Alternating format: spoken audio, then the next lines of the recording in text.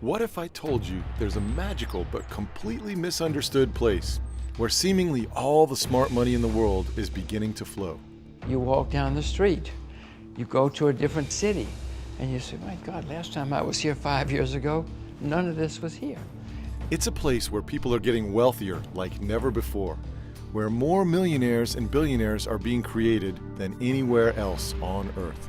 That transformation is probably the most rapid and significant, I think, in humankind ever.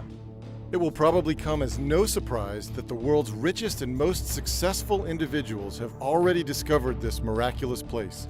People like Warren Buffett, Charlie Munger, Bill Gates, George Soros, Elon Musk, Jeff Bezos, Jim Rogers, and more. And the money being made here is incredible. I'll share how one man, for example, even found a clever way to turn $200 into a $1 million payday. In my personal opinion, I think this is a once in a many years opportunity. But here's the irony. In this land of vast new riches, money no longer exists in the traditional sense. There's never a line at the few remaining ATM machines, no one carries a wallet, and fewer still write checks or carry dollar bills, credit cards, or coins. Instead, there's a radical new type of currency exchange used to pay for everything. I don't need to carry a wallet at all. I mean, literally no cash at all. So you don't carry any cash? No. I Every can day? live like every day full. No credit even, cards? No. You're about to see this place in person. I'm going to take you there. And as you'll see, in many ways, it's more advanced than anything you're probably familiar with. You'll see stores without employees, buses that drive themselves, facial recognition security, and a string of other new breakthroughs and trends that are light years ahead of where you live. Its technology and product hunger is really unparalleled. It's not seen anytime, anywhere else in the world and in the history. But what really sets this place apart is the money. Both the money pouring in and the money being made. There is the greatest wealth creation event in the history of the world, frankly, happening right here, right now. Now, to truly understand and take advantage of what's happening here, you really have to see this place for yourself. So I'm about to give you that opportunity as I take you there in person to show you the most misunderstood place in the world and the greatest money-making opportunity of our lifetimes.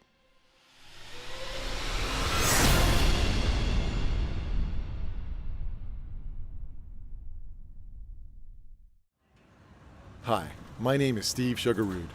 I'm a former hedge fund manager, but I'm excited today to play tour guide and take you on this incredible adventure. Right now, I'm at the Newark Airport. I left my island home in Florida early this morning, and now I'm about to hop on a plane and take you to this place where so much money is flowing, so much wealth is being created, and where you really can get a glimpse into the future. But before we go forward, we need to first step back. This is a journey that I started more than 20 years ago and have continued many times in recent years. Every time I come here, I'm even more amazed. What I've realized is there's never been a bigger distortion between perception and reality than I see in this place, right here, right now. What people think about this place is nothing even close to what it really is or what it's becoming. So what is this place that I've been talking about? Well, as you can probably tell from what you see behind me, we are in China. I'm standing on the Great Wall of China at a place called Mutianyu, roughly 50 miles north of Beijing. This section of the wall was built beginning more than 600 years ago, back in the 1300s. Isn't this place incredible? On a clear day, you can see for over 20 miles. But here's the incredible thing. China is not only radically different from the place it was 600 years ago, it is also completely different from the place it was just a generation ago, even from a political point of view. They call themselves communists, but they were probably the best capitalists in the world in 2018, 2019. California is more communist than China is. Massachusetts is more communist than China. And this incredible adaptation of capitalism has transformed the country in just a single generation. People who are my age, in their 40s and 50s, grew up in a very different time. In Beijing, I met with a successful hedge fund manager, and the stories he told me were incredible. When I was a kid, when I read book, we do not have electricity. At night I need to use candle. I heard the same story again and again as I met with some of China's most successful people. When I grew up, I was born in 75 and lived in China till the age of 10 in Hunan province, which is fairly poor, but back then everyone's poor in China. And we still had to have rations, like coupons for meat, for eggs, for material to make clothing with. And you're lucky if you had one new outfit per Fabric year. coupons. Yes, exactly. Fast forward 40 years, and here is a glimpse of China today after years of lightning-fast growth.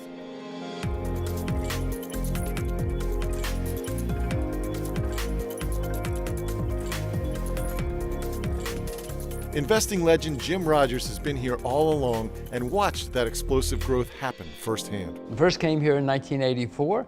I was terrified because I'd been listening to American propaganda that the Chinese were evil, vicious, dangerous, bloodthirsty people. Didn't take me long of traveling around China to find out they're disciplined, educated, ambitious, hardworking. Jim Rogers probably knows China more deeply than any other American today. When he came here in the early 80s, he traveled the entire country by motorcycle. Not once, but twice. He'll never forget what he saw. I mean, it was amazing to me. Everybody was up early, working, and they didn't stop. They worked all day and all night. They were saving, they were recycling everything. They weren't doing it to be good, to save the environment. Right. They were doing it to make money in those days. And I could just see it was everywhere. I could see the sense of education. I could see the ambition. I could see the sense that our children should have a better life. I mean, it was just everywhere.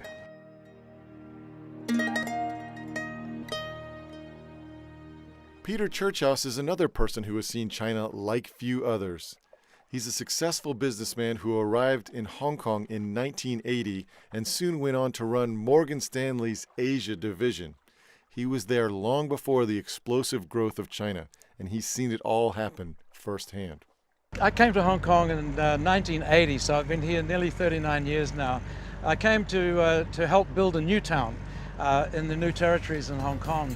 And at that time, Shenzhen, which is the city just north of Hong Kong, that city was not a city, it was a village of about 300,000 people. And you walked around that village, there were people, blacksmiths beating charcoal implements in the street. There were no buses, no taxis, no cars.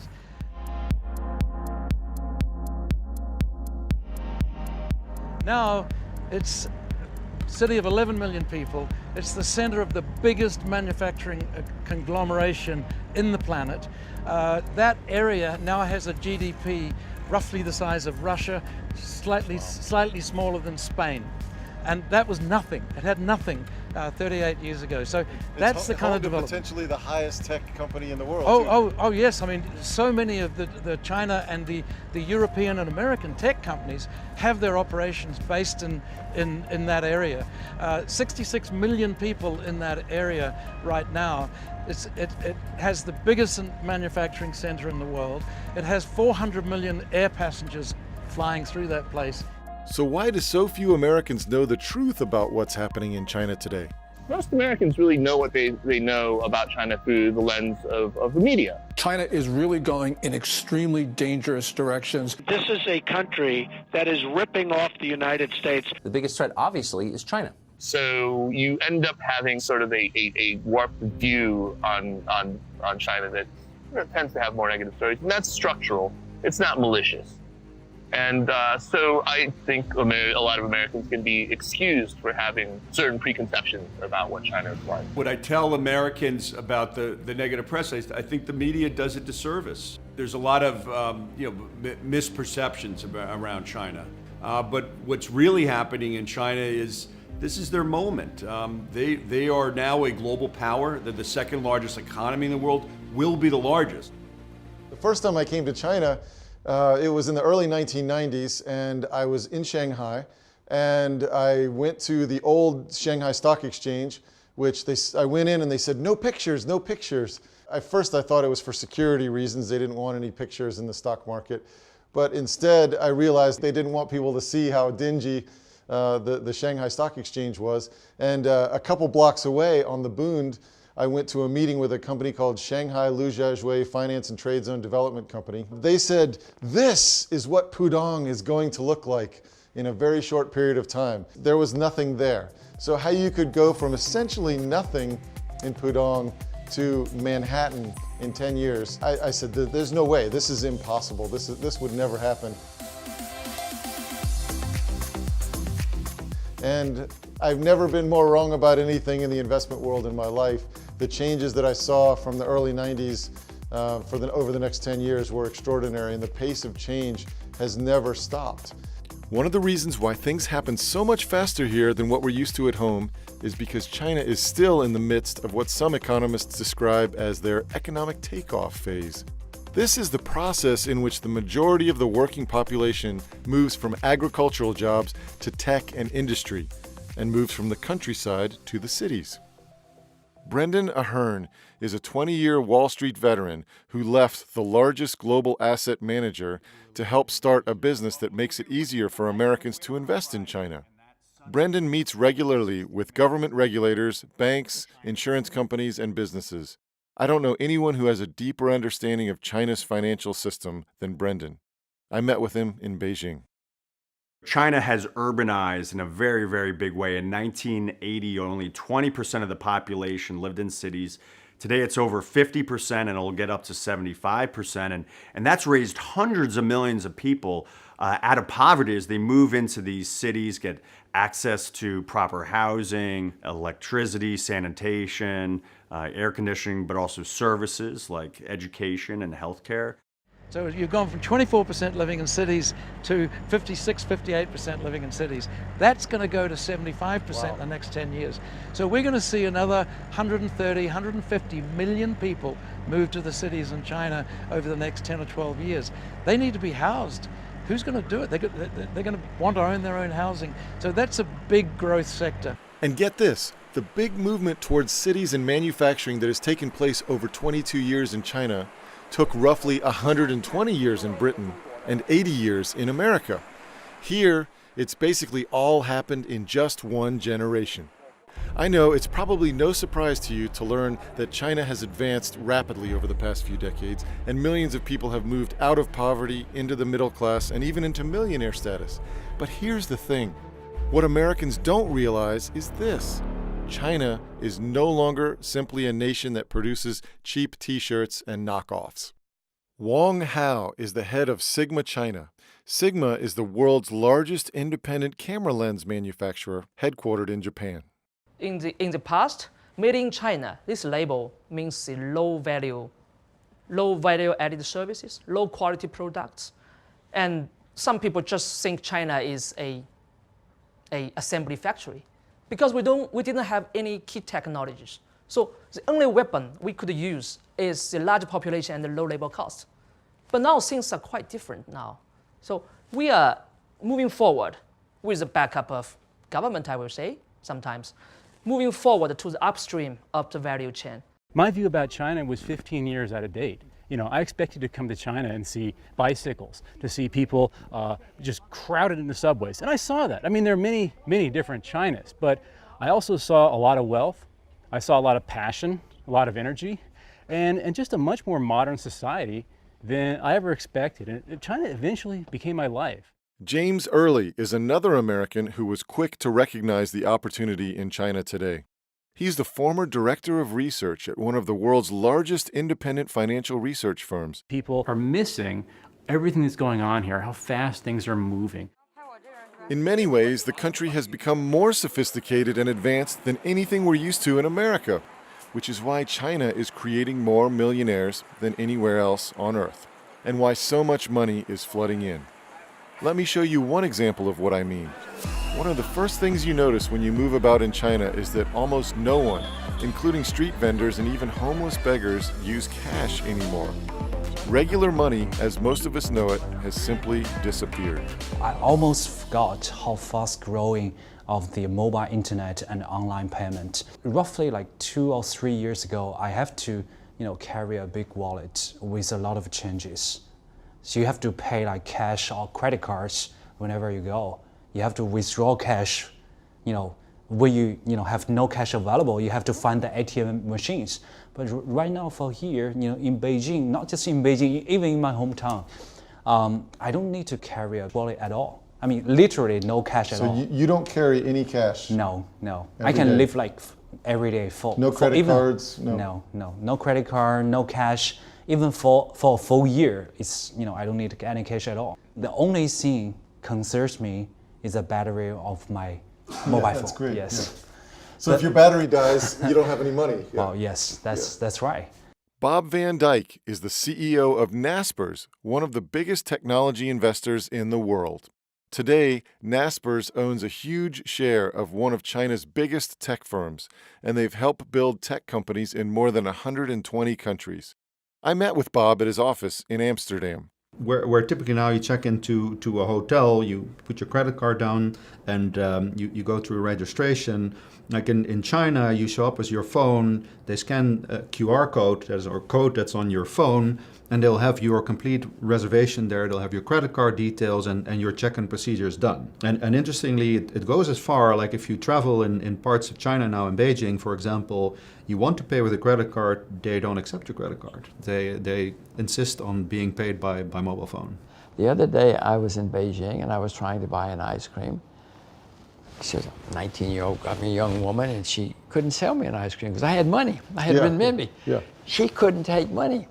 You have to do it on your phone. Yeah. Everything is on. I wish I were buying a Mercedes because she gave me the ice cream in the end. Oh, really? She felt so sorry for this poor foreigner who couldn't, all he had was money. No, the many things in China are ahead of the U.S. Again, I don't like saying it, Steve. I'm an American. My kids are Americans. My wife is American. But I have to face reality. And Tencent, Alibaba, you know the names as well as I do. These are not little guys in the backyard somewhere. Right. These are major, gigantic powerhouses built on technology. Lei Chung is business TV anchor for CGTN in China and a former China correspondent for CNBC. No, I don't see any money changing hands here. I just see these signs. Exactly, it's so convenient. So literally, is there any money changing hands at all? Very little, I think. You'd have to be living under a rock to not have WeChat, to not have Alipay, because the blue is for Alipay and the green is for WeChat, and there's a constant battle to see who has more market share in the online or offline space. Online, because of Taobao, Alipay definitely, but offline because everyone uses WeChat as social messaging and just about everything else. WeChat Pay has an advantage. WeChat, Alipay, Taobao, what are these names that Lei is talking about? WeChat is the most powerful social media platform in China with over 1 billion users. It's like Facebook, but on steroids. You can use it not only for communicating with friends and family, but for business dealings, for setting up doctor's appointments or dinner reservations, for paying bills, even for paying your taxes. Taobao is the largest e-commerce website in the world, bigger than Amazon. And Alipay is another mobile payment app which, with WeChat Pay, are the 2 most popular apps in China for paying for everything with your mobile phone. It's amazing. Every time I come to China, I see fewer coins and bills. So I asked Lei Chung about the virtual disappearance of all types of physical money. So how long has this been, though? Because I was here just a few years ago. And people still had coins and notes? Yeah, as little as 5 years ago, this didn't exist. Well, it was 5 years. It's a long time in China. Right, and today, do you use cash for anything?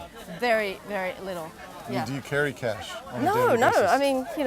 I've got my produce here. I've got my sunglasses, and I've got my phone. And this is why even pickpockets are becoming unemployed in China because they can't steal phones because everyone's holding them. They can't steal money anymore. Nobody carries money. Right. And that is what is leading this new cashless society. You can see it in action everywhere, and many times it's paired with other really interesting new technologies. All right, it's lunchtime in Beijing, so I want to take you to one of the most unique places you've ever seen.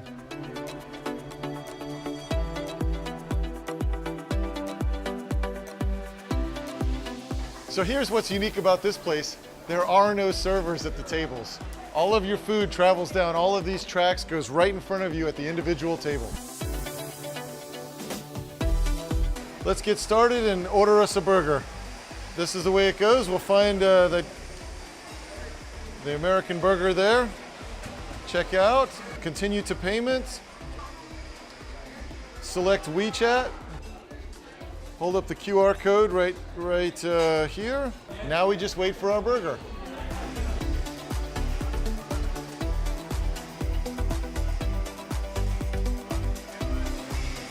And there's my burger. So I would say a great example of a technology that we think is coming to fruition everywhere is using mobile phone to sell used goods. I think in America, Craigslist is something that everybody knows, and I think has worked well in the past. But it's something that requires a bit of work to sell your item. Now we've come with a business like Letgo, which we're a big investor in, to the point where you basically just need to point your mobile phone camera at stuff you don't want to own anymore, and just by pushing a single button, the phone will take a picture, it will recognize what it is you want to sell, it will suggest a price for what you want to sell, and it will immediately post it on the web, which gives people a huge audience with absolutely zero effort to sell their used goods. This trend, of course, is proliferating worldwide, but nowhere is it more prevalent than in China. Jonathan Crane is an American entrepreneur who got his start bringing the world's most popular music acts, like the Rolling Stones, Whitney Houston, and Beyoncé, to China roughly 20 years ago. He explains the incredible transformation he saw take place in just a few years. Doing business in China, what you immediately see is that things move very quickly over there. People are very fast at innovation, and also adoption is much faster in China than anywhere else in the world. An example is we had a ticketing company, and when we started that ticketing company, it was probably 2004, and it was a cash society still. We then saw in 2005, 2006, people were starting to use debit cards. Okay, so instead of having to have lots of cash around, you use the debit card, which was convenient. And then within 2 years from there, we started doing mobile ticketing. So really within 4 or 5 years, we went from cash delivery to mobile ticketing. And the adoption was incredible that was happening across China. This trend will soon reshape America too. This is all just a preview of how it will play out. Brian Takango has been traveling across Asia to research and invest in local businesses since 1999. He's got a remarkable track record of finding future blue-chip companies when they are just still small firms. I met with Brian recently in Hong Kong. Companies like Alibaba, like JD.com, companies like BingoBox, for example, that now have 300 cashless convenience stores in China, and you just go in and there's no cashier there. You just walk in and scan your app and you get your stuff, you scan it in this table, and then you just walk out with your goods. I mean, and it's all being done through artificial intelligence. It's all being done through the internet and these wireless payment methods. I went to one of these employee-less stores in Shanghai. All right, Steve, we're coming out of the subway here in suburban Shanghai. This is a middle-class area. This is not fancy. This is not cutting edge. This is just average China. But you can do a lot of things, including visit an unmanned store just with your face.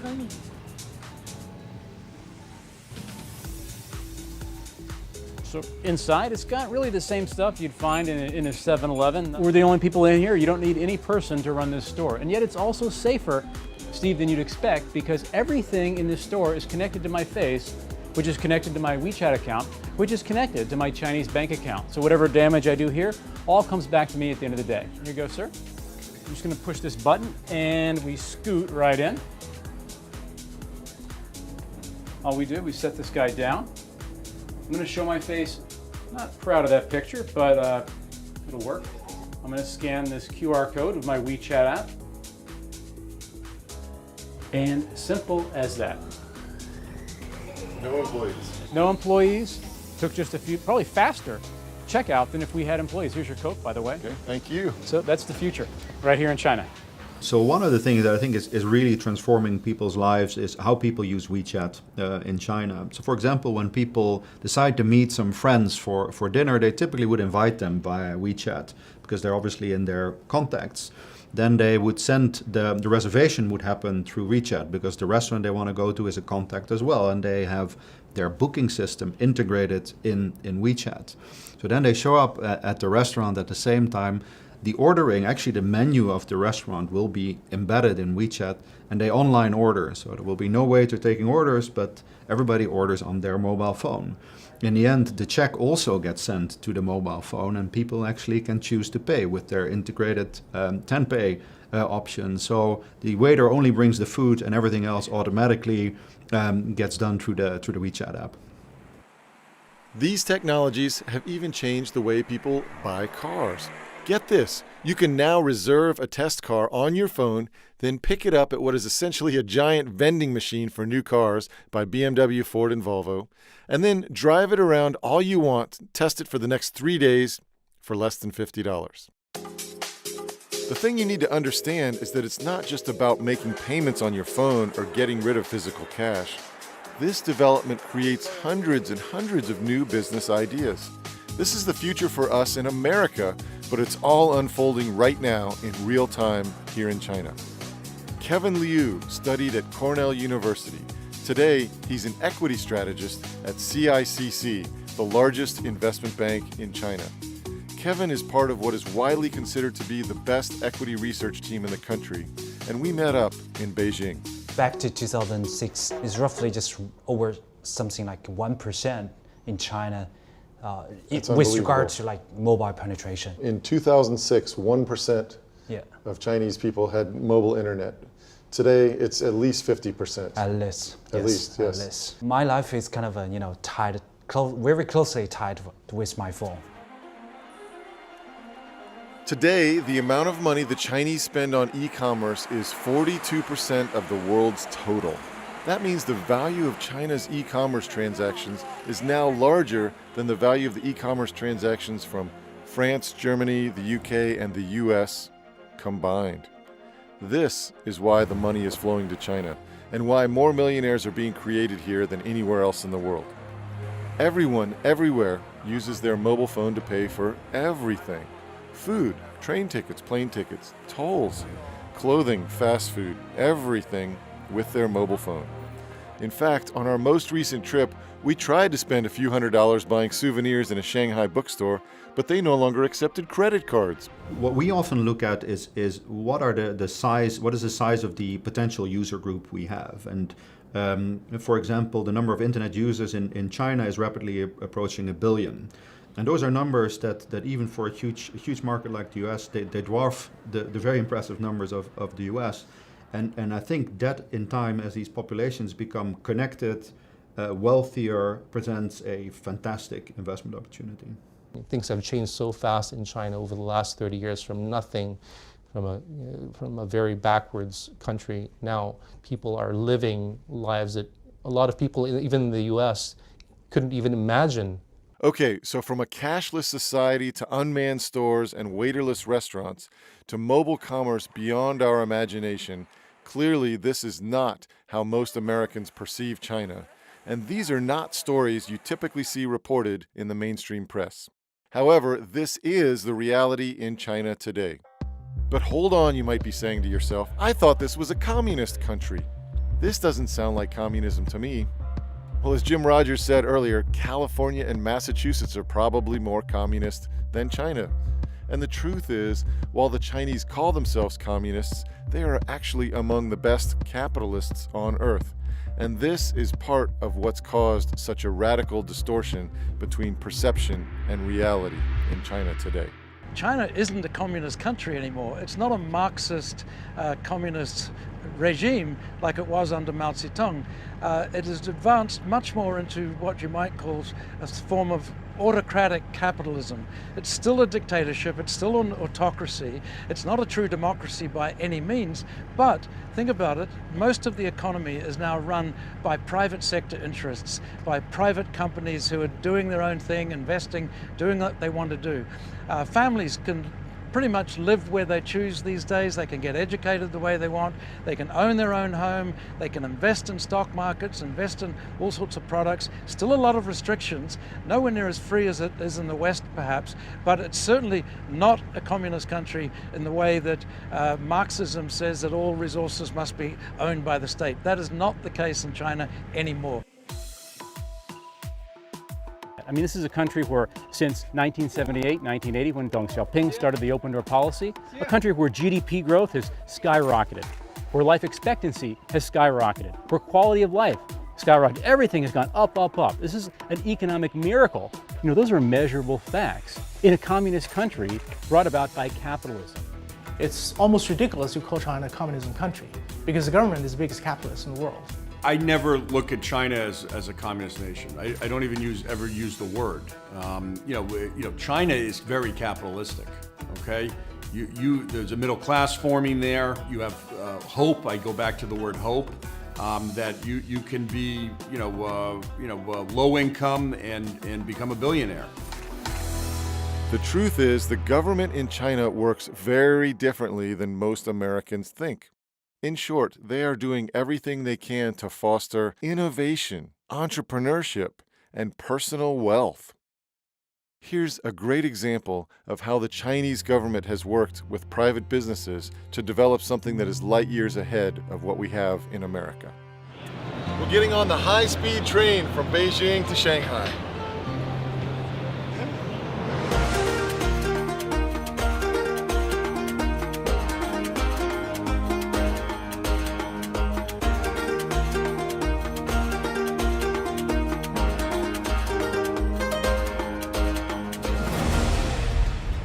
So here we are experiencing another of the wonders of Chinese technology and innovation. We're traveling on the bullet train going 350 kilometers an hour right now. That's 250 miles an hour. And one of the common things I hear from Americans is, China makes inferior goods, the technology's inferior. But meanwhile, everyone's using their Chinese-made iPhone. And I think it's fair to have American pride, which I do myself. But I think we also need to be honest about the reality. I mean, here we are, again, traveling 250 miles an hour, using our Chinese technology, and this is reality in China today. China's high-speed train system is a government-private sector collaboration that was built in about a third the time it could have been built in America, Europe, or anywhere else in the world. Jerry Liu spent more than a decade at Morgan Stanley and Templeton Asset Management. Today, he's the founding partner of Everpine Capital, a private equity firm that helps companies with cutting-edge technologies take advantage of the Chinese markets. We met with Jerry in Shanghai. Once again, if you look at the high-speed rail network in China, I mean, even you roll back by like 15 years, it literally did not exist. They built everything from scratch into the longest, fastest, most extensive logistics infrastructure in the whole world. I think the high-speed rail network is really changed that country and allowing people to move in and out of cities quickly, but also be able to have access to major cities to work, but be allowed to live in second and third tier cities for more affordable housing. If you go to the Hongqiao station in Shanghai at 6:30 in the morning, you will have difficulty getting in. It's so packed in and out. We're talking about tens of thousands of people traveling into that station, dismissing themselves to everywhere else in the country, starting their business on Monday morning. This is how charged China is today. You don't see that in Grand Central Station. You don't see that anywhere else in the world. This is how driven China is. And it's like the interstate highway back in the 50s. I mean, can you imagine America without the interstate highway system? Can you imagine the inland states? What would they be right now? That's what's happening in China right now. I mean, with the rollout of the infrastructure from 0 expressways 30 years ago, they now have 116,000 kilometers of expressways, 260,000 kilometers of highways. From 99 airports, they now have almost 300 airports, and they're building dozens more. You know, when you come to China and see, you fly into these brand new airports, you ride these bullet trains going 250 miles an hour. You pay for things just using your phone. You don't carry cash or even credit cards. You really do understand what's happening here is different, and it's potentially only in its infancy and is only going to get even bigger. What I think you have to understand is that the leaders here are not trying to establish a communist system where everyone is equal. This is not at all like Russia or North Korea. Instead, they are trying to design the most effective capitalist and entrepreneurial system in the world, and they've proven pretty darn good at it so far. There's no better example of the radical transformation that has taken place here with the government's help than the amazing place I showed you earlier, the city of Shenzhen. As we told you, in 1979, only 300,000 people lived here, but Shenzhen became China's first special economic zone. It's gone from a backwater village to the most important tech manufacturing center on the planet, with a population that's about the same size as America's two biggest cities, LA and New York, put together. It's home to 1,500 research and scientific institutions. It's not just making t-shirts and training shoes. It's some of the highest tech companies in the world. Shenzhen is one of the big reasons why, in mid-2018, for the first time ever, Chinese companies attracted more venture capital than American companies. And although the mainstream press almost never tells this story, the money is clearly flowing to China. When you take a quick look at what's happening in Shenzhen, it's easy to see why. Today, just this one Chinese city, which most Americans have never even heard of and basically didn't even exist 40 years ago, is home to the world's third biggest internet company. It's bigger than Facebook or Netflix. The world's biggest maker of drones, DJI. The world's biggest maker of plug-in electric cars. No, it's not Tesla, it's BYD. And the world's biggest telecom equipment company. It's Huawei, which is 3 times bigger than Sweden's Ericsson.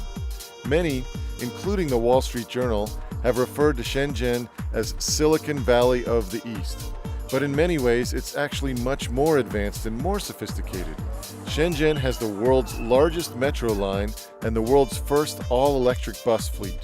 Incredibly, its 16,000 buses are all electric and make no noise or pollution. This single city has built more skyscrapers in a single year than the entire United States during that same time. And this is a critical point. Today in Shenzhen, it's not a place where businesses simply copy ideas and products. It's a new reality where China is quickly becoming one of the most innovative economies on the planet. Kaiser Kuo knows both America and China intimately. He's a former director at Baidu, China's largest internet search engine. He's also a former member of the Tang Dynasty, China's first heavy metal rock band which formed 30 years ago. Today, Kaiser lives in America, where he helps run a China-focused media firm. I met up with Kaiser in Beijing. There was a joke even among people who worked in the industry. We said, C2C, which of course in English means, consumer to consumer. C2C means copy to China. There certainly were a lot of companies that were simple clones of American counterparts. What's really interesting, though, is how quickly that whole narrative shifted. Shenzhen, the city that had blacksmiths beating charcoal implements in the streets less than 40 years ago, is now the electronics and hardware capital of the world. It's the most sophisticated and advanced place on Earth when it comes to building new electronics and hardware. While Silicon Valley has chosen to focus on software, Shenzhen has a major advantage in all of the world's actual equipment. That's why Apple has set up its latest R&D center here. IBM is here.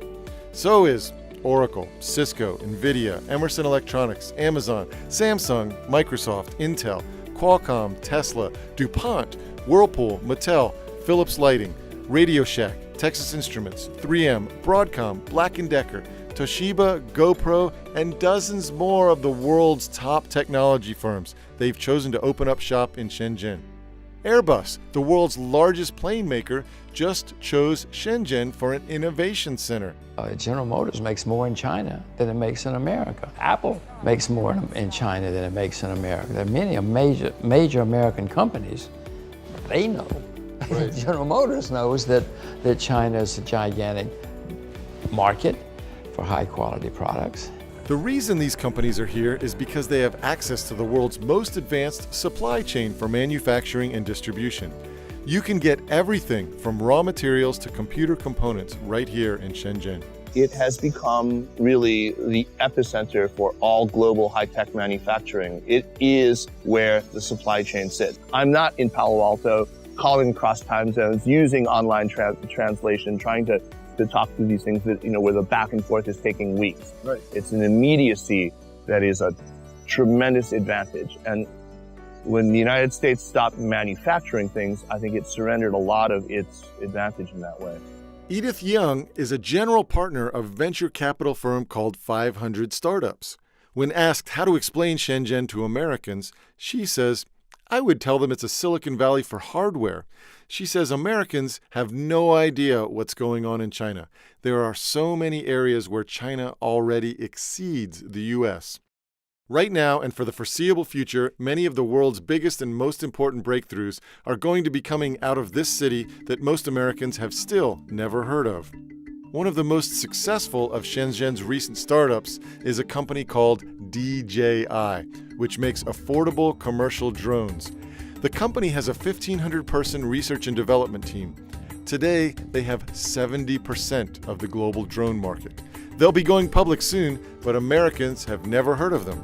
All they know is GoPro. But DJI's drones are far superior to GoPros in almost every way. The tech site Gizmodo, for example, recently compared the two and concluded it's practically a landslide in DJI's favor. When you look at the amazing list of new technology companies in Shenzhen, it's simply astonishing. There's a company called Beijing Genomics Institute, for example. The scientific journal Nature called it a DNA superpower after the company bought so many genomic sequencing machines that it quickly owned more than half of the world's total. China used to be known for being the best supplier of cheap pharmaceutical ingredients and knockoff pills, but today China has the second largest number of clinical trials involving biologic treatments after the United States. This is why Merck and Johnson & Johnson have innovation centers in China, and why companies like Eli Lilly and many others are selling Chinese-discovered drugs overseas. But again, almost no one in America knows this. It's a story that's hardly ever reported in the mainstream press. Then there's the biggest electronic automaker in the world. It's not Tesla, but a Chinese company based in Shenzhen called BYD. This company has the biggest battery factory in the world, and it already sells more electric cars every year than Tesla. BYD also has something Tesla doesn't: the backing of the world's best investor. Charlie Munger and Warren Buffett of Berkshire Hathaway own nearly 10% of BYD. Charlie Munger is one of the world's leading proponents of investing in China. He said in a recent interview, American investors are missing out on China. It just looks too hard sitting in Omaha, but it's where they should be looking. And keep in mind, all these companies and all these innovations are all located in just one city. This is why The Atlantic magazine recently wrote, "It's now becoming clear that in many respects, China has distinct advantages over Silicon Valley as it hopes to become the next nexus for innovation." I think the current perception in America of China right now is one of very archaic perception that China is this massive sweatshop that's just constantly throwing cheap goods into America. But the reality is China is one of the most dynamic economies in the world. Okay, but what about all these impressive numbers? One of the objections to China I hear constantly is that China's economic numbers are manipulated. So I put the question to one of the most knowledgeable people on the subject. I don't trust any government numbers. America, Germany, anybody. We've all been caught lying about our numbers, and I'm sure that the Chinese numbers, or some of them, are made up too. But it doesn't matter, because I've been coming here for 34 years.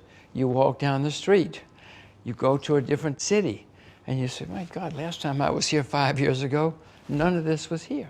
And it all happens, and it happens very quickly in China, partly because it's a one-party state, and partly they get it done. In America, it takes you years just to build a new church, or a new hospital, or a new school even. Jim, as you heard earlier, is the only man in the world who's crossed China on land 3 different times, twice by motorcycle and once by car. And he also has what is probably the best investing track record of all time for the work that he did during the 70s. His quantum fund delivered a 4,200% return to his investors during a time when stocks did nothing. That does not mean there won't be problems in China. America became the greatest country of the 20th century. Along the way, we had 15 depressions with a D. We had a horrible civil war. We had massacres in the streets. We had very little rule of law. You could buy and sell, you could still buy and sell congressmen, but in the 19th century they were cheap. You could buy 4 or 5 for the price of 1 now. America had many problems along the way, but we became an astonishing success, the most successful country in the 20th century. For me, as we look at China and this potential opportunity, I think it's crucial for us to consider what we can see with our own eyes. Has China grown like crazy? And is there more wealth being created right here, right now, than any place on Earth? The answers to both of those questions are unequivocally yes. Remember, here's what Shanghai looked like in 1987, and here we are cruising around on a private yacht in the same spot today. Here's what Shenzhen looked like 30 years ago, and here's what Shenzhen looks like today. This is really the greatest wealth creation event in the history of the world, in my view. If you look at it at the scale we see, this is 1.4, maybe even 1.5 billion people because of undercounting, who are going from literally third world conditions in 1978 when Deng Xiaoping began the open door policy to now you've got this mix of the third world still, if you go to rural China, definitely in the third world, second world, and increasingly first world, more and more and more. And that's why everybody's trying to come to the Chinese cities. That's why we're in one of the fanciest hotels I've ever stayed at. That's why, you look out and you see Bentleys in the parking lot here, Ferraris, Porsches. That's real wealth, and it's growing day by day. Sure, the government has a heavy hand in directing this economy, but one amazing thing is very clear. The Chinese government can get enormous initiatives completed in a fraction of the time it would take to accomplish these anywhere else. I showed you the most amazing bullet train system in the world already, but that's just the beginning.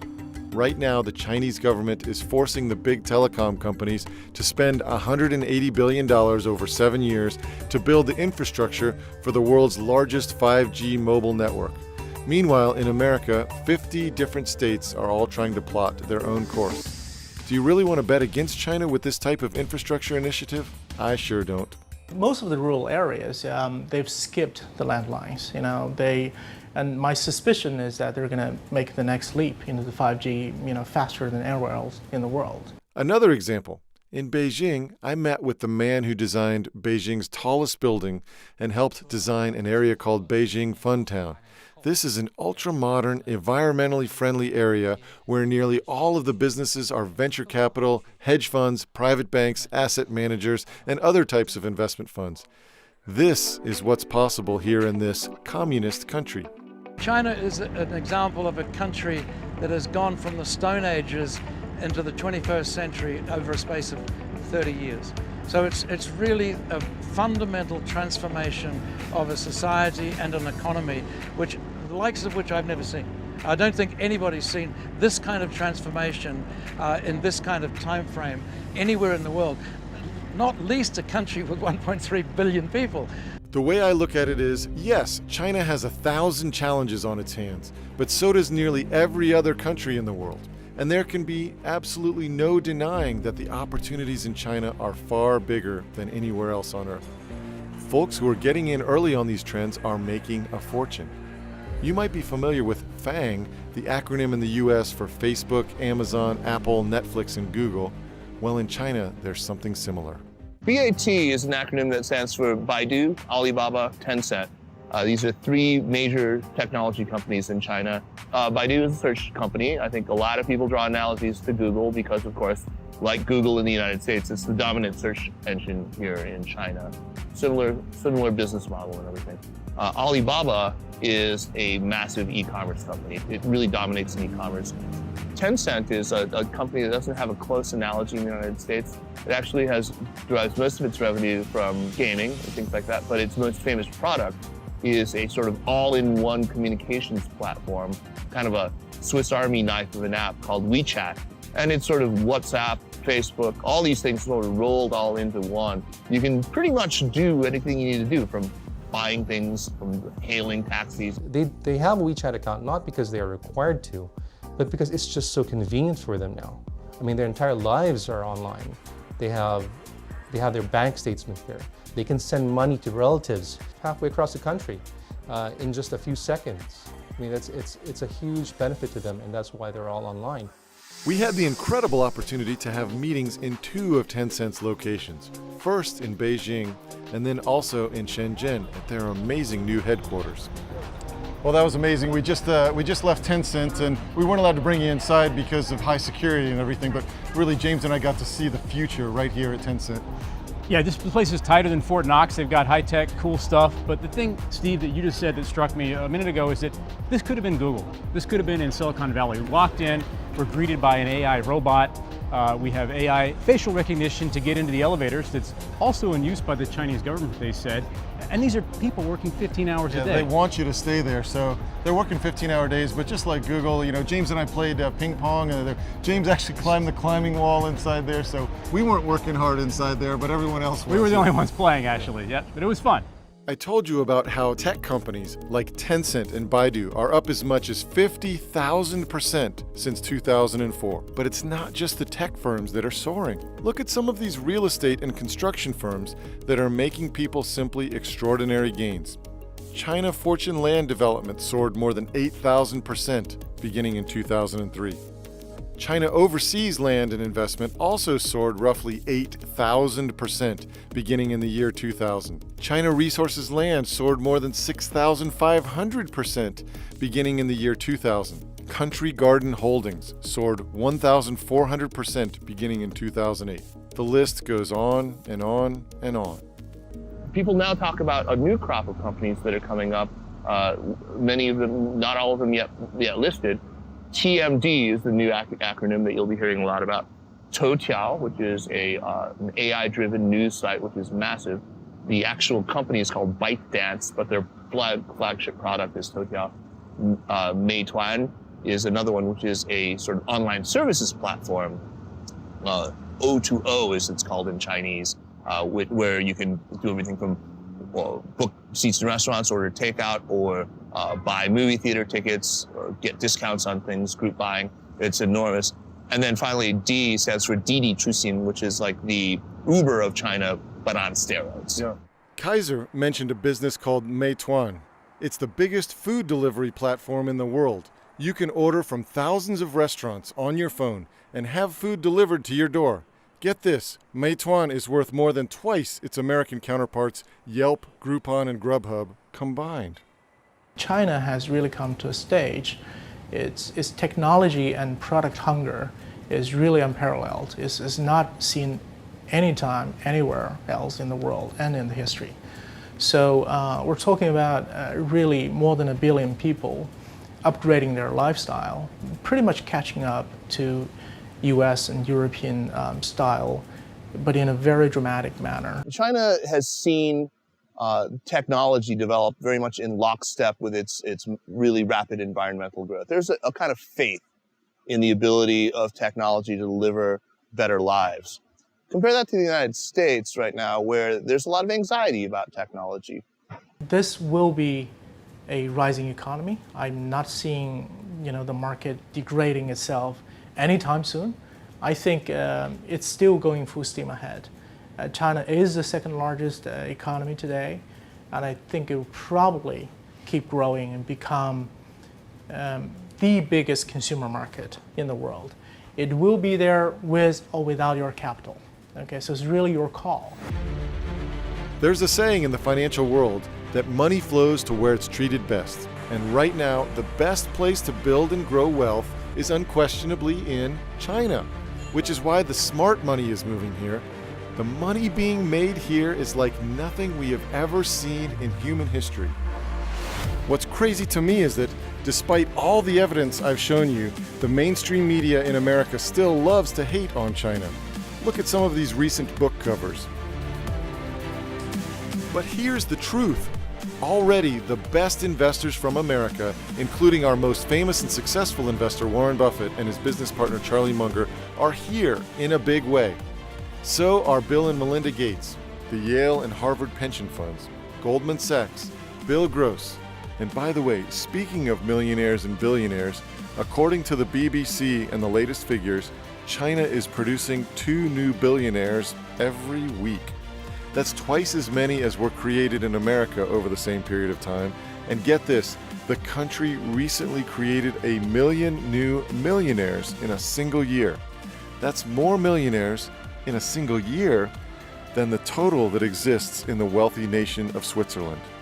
But it's not just individuals making huge money. There are many success stories for small businesses too. So I give you one example we invested in. It's a French company. It's called iTechCare. So this is a company with a cutting-edge technology that could cure glaucoma using the ultrasonic technology. It's the only company in the world that is capable of doing that, but it was a local company. It was a French company based in Lyon. Today, we took this company to the China market, and it's already in more than 30 cities in China, and is doing business really well. Jerry told us the money they were making in some of these individual Chinese cities is as much as they were making in all of France.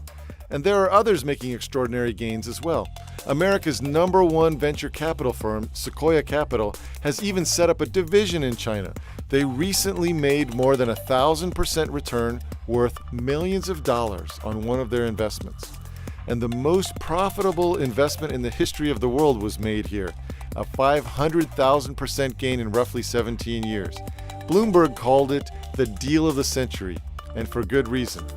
That type of gain turns every $200 invested into more than $1 million. That investment was made by a man named Koos Becker and his company, an investment firm called Naspers. What they did was invest in Tencent, even though most Americans had never heard of it. Again, the smart money is moving to China, simply because this is the best place to turn a small investment into a sizable fortune in the years to come. I left the US for China, where I am right now, because frankly, in all my life, I have never seen such wealth creation happening in the size and with the speed that is happening right here, right now in China. But I moved to Asia because of China. I want my children to grow up speaking Mandarin, and in their lifetime, China will be the most important country. As an American investor, I think this is in my personal opinion, I think this is once in a many years opportunity to dive in. You've seen the incredible new technologies and innovations coming out of China that almost no one in America knows about yet. I've told you about the huge economic tailwind of this market, how another 300 million people migrating to cities and moving into the middle class will create the biggest consumer market in history. And I've told you about how so much of the smart money is already in China. But there's a huge part of this story that I haven't even mentioned yet. In fact, it's what got me so interested in China just a few years ago, and might be the most important part of this incredible story. In short, there are 2 enormous piles of money. I'm talking over $1 trillion total dollars that are about to get pushed into the Chinese stock market. This new money is absolutely 100% coming to Chinese stocks. And nothing like this has ever happened before in the history of the financial markets. Not on this scale. Here's the deal. A group called MSCI, which stands for Morgan Stanley Capital International, controls where a huge portion of international money is invested. And for the first time ever, MSCI is forcing hundreds of billions of dollars from the world's biggest mutual funds, pensions, and insurance companies to be invested in local Chinese stocks. There's going to be a sea change around China because as the largest asset managers, the largest pension plans globally, they're going to be coming here for the very first time because they have to own these stocks, these bonds that we hold today. This process started in June of 2018. The next waves of money are scheduled to go into Chinese stocks in May and August of 2019, with even bigger moves after that. We're talking hundreds of billions of dollars in total. Never in my career have I seen a way to legally front-run many of the world's biggest money managers, but that's what you can do today by buying the exact same stocks they are going to be soon forced to own. This development has barely been reported in the mainstream press, but the few folks who have picked up on it understand the consequences. As the BBC reported, this is definitely a game changer. But this secret boost to the Chinese stock market won't remain a secret forever. Once these big American institutions have their money invested there, you will begin to hear them talking up the great new companies in China every chance they get. So that's one big pile of money that will soon be forced into China. The second big pile coming here could even be bigger. The Chinese government recently announced they're going to pour enormous sums, as much as $1 trillion in the years to come, into their public pension funds to make sure there's enough money for retirees. And as the Financial Times reported, this will send a flood of cash into domestic Chinese equities. We're about to see over the next 2, 3, 4, 5, and especially 10 years, a new era in Chinese investing, and it's going to be powerful. In total, these two new big piles of money going into the Chinese stock market will total at least $1 trillion. And what's incredible is you can get your money there first. I'm sure I don't have to tell you what's going to happen when you essentially double the pile of money chasing the same big local Chinese stocks. The value of these businesses in the market will have only one way to go in the long term, and that's up, up, up. Again, almost no one in the mainstream press is reporting on this story, but that's great news for you and me. I've simply never seen a bigger difference between perception and reality than what we see in China today. It's both the biggest in dollar terms, but also just in those emotional terms. I come home from China and I try to explain to Americans, to my wife, to my mother-in-law, what I've experienced. And when I explain the reality of what's going on the ground, they still are not willing to change their extreme perception of what they think. My wife and kids never really understood China until I took them there in person. And that's the whole reason I created this film, so you could hopefully understand this amazing opportunity without having to go there in person. Look, while it's going to get harder and harder to make money in America in the years to come, the money that will be made in China is going to dwarf everything else on the planet. I think we'll see a time in the next few years where the entire Chinese stock market at least doubles in value in as little as 18 months. And that's just in the short term. Over the long term, this entire market is going to soar 500% or more, and the best companies in China are going to return thousands of percent gains. Investing in China's best businesses today is very much like investing in Microsoft, Apple, Amazon, and Google before they became household names. These are truly life-changing investment opportunities which are extraordinarily cheap to purchase today, especially compared to similar investments in the United States. The U.S. is making all-time highs. The Chinese market is down 60%. Now, I don't know if they taught you at school, but you're supposed to buy low and sell high. Right. So for me, something that's down 60% might be more attractive than something making all-time highs. Investing in China is an incredible deal right now. Very few investors are paying attention.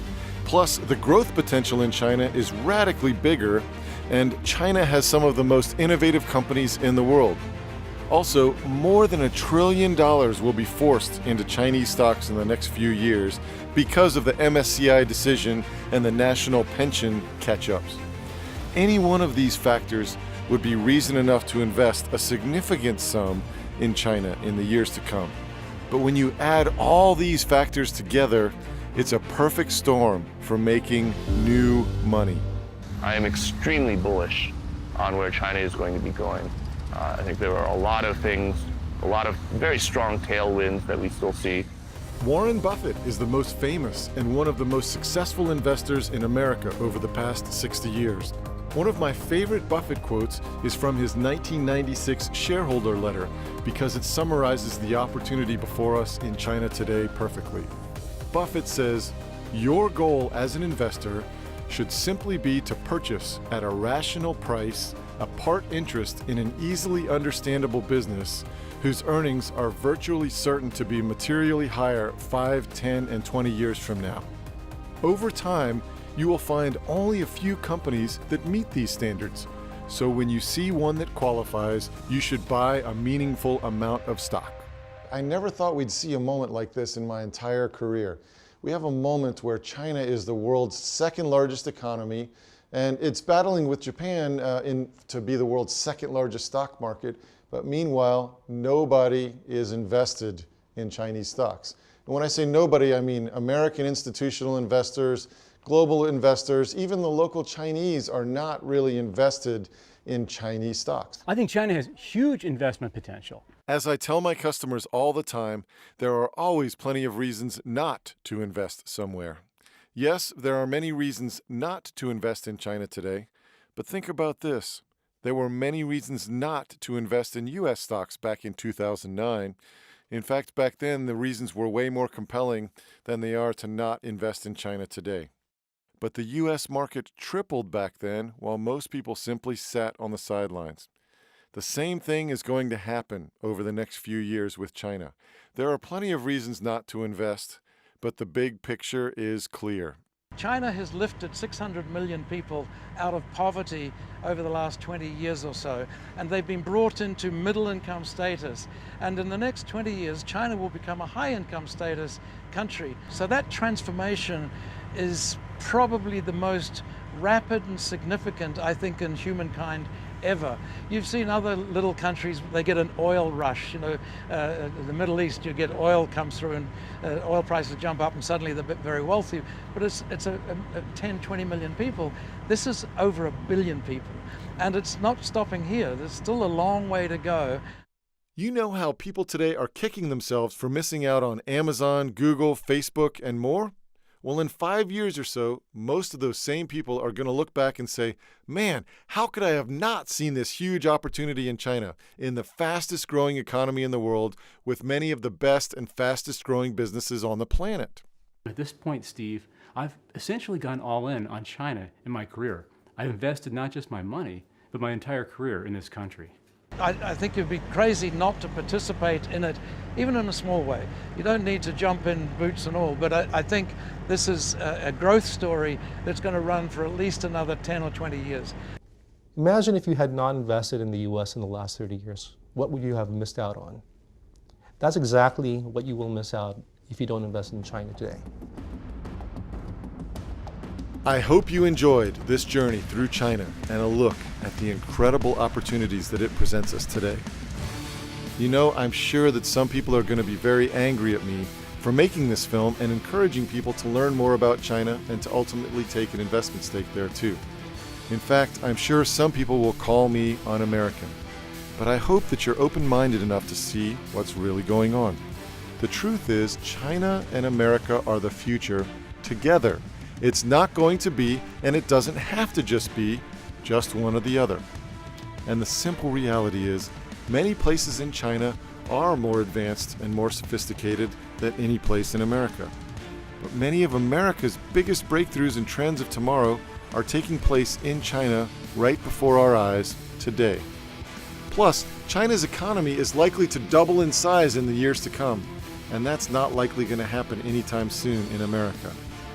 Yes, there are 1,000 reasons not to invest in China today, but I think anyone who takes an unbiased look will see that the positives far outweigh the negatives. There's no doubt in my mind the massive difference between perception and reality in China today has created the greatest money-making opportunity of our lifetimes. But this story won't remain a secret for long. I hope you take advantage of it before the rest of the world catches on. To learn more about the specific steps you can take today to have the opportunity to cash in on what Dr. Steve Sugarud describes as the best money-making opportunity of our lifetimes, go to www.newmoneymovie.com. newmoneymovie.com/invest.